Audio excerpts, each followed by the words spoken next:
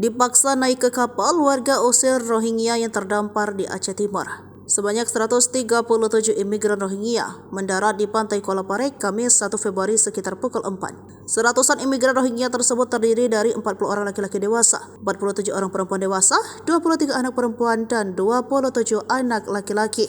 Para imigran tersebut mendarat setelah kapal motor yang mereka tumpangi diduga mengalami kerusakan mesin. Sebelumnya kapal motor mereka sempat terombang-ambing di perairan Selat Malaka dan dibawa arus hingga mendarat di pesisir pantai di Kabupaten Aceh Timur tersebut. Dilansir dari kantor berita, Kapolres Langsa AKBP Andi Rahmansyah mengatakan warga Aceh Timur menolak menampung 137 imigran Rohingya.